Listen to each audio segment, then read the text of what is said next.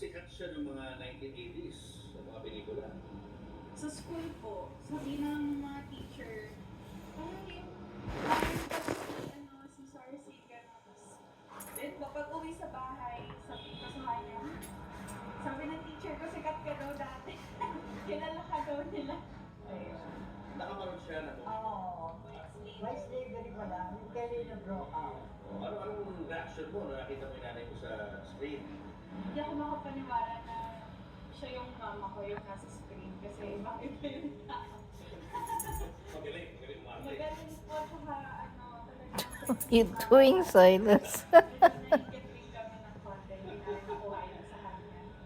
Pero ayun Hi guys, makakausap natin ngayon ang isa sa mga pinakasikat na sex stars noong 1980s na si Sarsi Emanuel. My baby, Napakahirap po niya kumbinsihin na my eldest. may kusap sa isang exclusive one-on-one interview. Pero mamaya, subscribe po tayo sa channel at kay Christine Bubbles channel. Sumikat si Sarsi Emanuel, Jennifer Obregon Mitchell sa tunay na buhay noong 1980s dahil sa mga pelikulang Boatman, Naked Island, Virgin Forest, Snake Sisters, at White Slavery. Isa siya sa mga soft drinks beauties na binuo ng controversial na talent manager na si Dr. Ray de la Cruz. Dang it, Silas.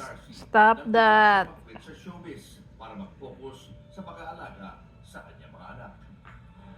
Kasama na natin Miss Sarsi Emanuel. Hi Sarsi, finally natuloy din itong interview natin.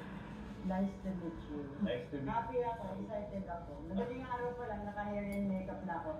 Hi, Rolika Tinko. Thank you for my hair and makeup. So, kung alam niyo lang kung namin katagal niligawan si Sarsi para dito sa interview na to, ilang beses niya kami tinanggihan and finally, pumayag din. Last Thank you, year ako. Kaya maaga pa, naka-hair and makeup na ako. 5:30 this morning. Oh, thank you. Thank you for You're welcome. agreeing My to do this pleasure. interview. When was your last interview? 2004.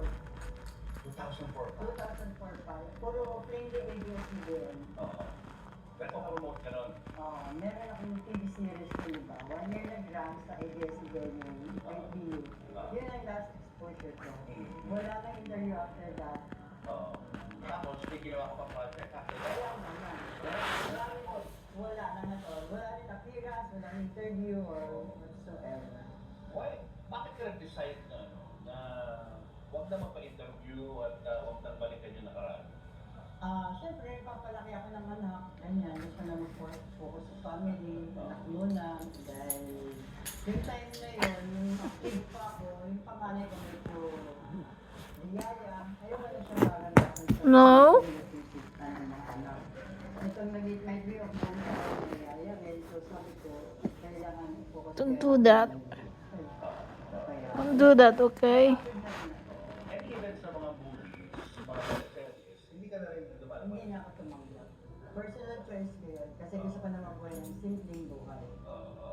Pero kasi sa interview, parang wala talaga. Wala talaga, wala ako kahit interview. Silas.